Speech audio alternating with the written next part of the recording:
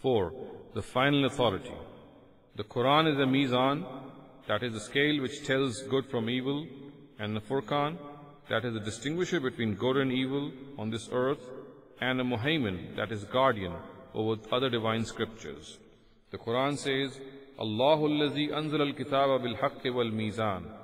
It is God who has revealed with truth the book, which is the scale. In this verse, the particle vow is for explication, and thus the word al-mizan is actually used to connote al-kitab. The verse means that the Almighty has revealed the Quran, which is a scale of justice meant to distinguish good from evil.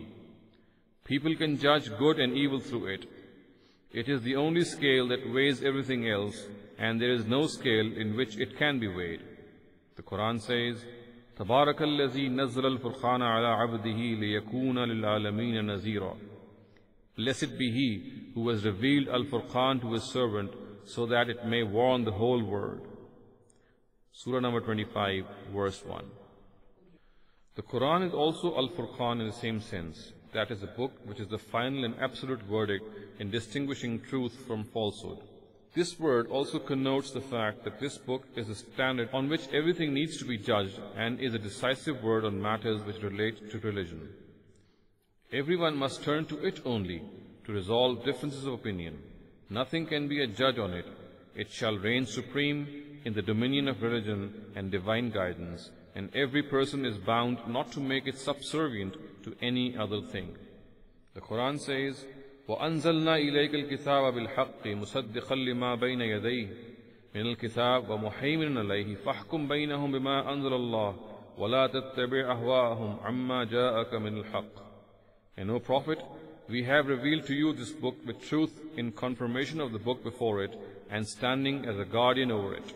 Therefore give judgment among them according to the guidance revealed by God, and do not yield to their whims by swerving from the truth revealed to you. Surah number 5, verse 48. Here the word used to connote the above sense is muhaymin, or guardian. It is an adjective formed from the words haymana falanun ala kaza, which means a guardian and a protector.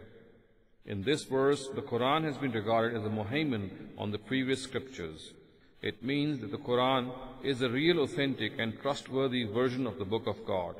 Thus, when the texts of other scriptures were lost to posterity and their translations were greatly tampered with, it was this Quran which was reposed with the status of judging between the right and wrong of those scriptures. Whatever it judges to be right is right, and whatever it judges to be wrong is wrong, and must necessarily be rejected. This is the status of the Quran which it has asserted about itself. Consequently, on the basis of this status, the following principles need to be adhered to. Firstly, no divine revelation extraneous to the Quran, and not even the Prophet ﷺ, to whom this Quran was revealed, can specify a general directive of the Quran or alter any of its directives. Everything shall be accepted as religion or rejected that is not, on the basis of the Quran. Everything accepted in religion shall be rigorously scrutinized under the light of this divine guidance. All bases of belief and faith shall be directly derived from it. Every revelation, inspiration, research and opinion shall be subservient to the Quran, and it shall be acknowledged that even the works of great jurists like Abu Hanifa and Shafi, scholars of Hadith like Bukhari and Muslim, theologians like Ash'ari and Al-Maturidi, and Sufis like Junaid and Shibli must be weighed in the scales of this mizan, and nothing can be accepted from them which is not in consonance with it. Secondly, the text of the Quran is univocal. The meaning conveyed by each word of it is definitive. Whatever it intends to say, it says with full certainty, and there is no ambiguity about it. In no issue is it unable to convey what it wants to. The meaning of its words perfectly match the words, and the meanings do not in any way contradict what the words say. The only way to approach the Quran in order to understand it is through its words. With full certainty, these words convey what they stand for, and there is no question of any doubt or ambiguity in this regard. Both these things are a natural corollary of the fact that the Quran is Mizan and Furqan. There can be no two opinions about it. However, there are certain questions which might create doubts in the minds of certain people in this regard. Firstly, there exist at some places differences of reading the Quran. These differences are not only due to a difference in pronouncing words, but at times are also of the sort which affect the meanings they convey. Apparently, there is no decisive thing which on such instances is able to resolve the difference. For example, if the word Arjulakum in Surah Ma'idah verse 5 can be read both in the accusative and in the genitive, then how can it be said with certainty on the basis of the Quran whether in wuzu feet need to be washed or just wiped? Secondly, what we understand from the Quran is understood from its words and the way in which its sentences are constructed. The disciplines on which this understanding is dependent, that is syntax, morphology, and lexicography, etc., are not definitive.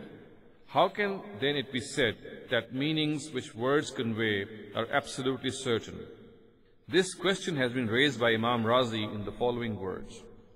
The intentionality of a text is speculative because it is dependent on the transmission of words with their meanings, declensions, and inflections. Moreover, the transmitters were ahad, and it is acknowledged about such transmitters that what they have transmitted cannot be taken to be totally preserved in its original form. Moreover, determining this intentionality of the text is dependent on the fact that the same word may stand for more than one entity. A word may be used figuratively. A word may have changed its meanings. A word may have been used concisely.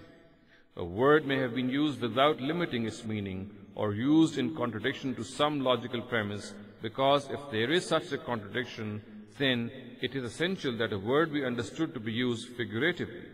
Undoubtedly, all these premises are accepted because of their speculative nature, and what is based on speculation is all the more speculative. Fakhruddin Razi, Tafsir Kabir, volume number 1, page 34. Thirdly, it has been mentioned in the Quran that some of its verses are muhkam and certain others are mutashabih, and the Quran itself has specified about the latter that only God knows their meaning. This strips the Quran of its status of the final judge.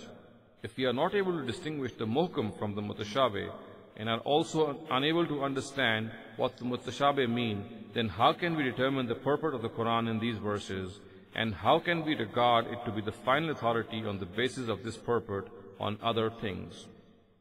Fourthly, there are certain ahadith which seemingly alter the meaning of the Quran. Our scholars at some instances call it nasakh, which is abrogation, and at others call it tahdeed, takhsis, or taqyid.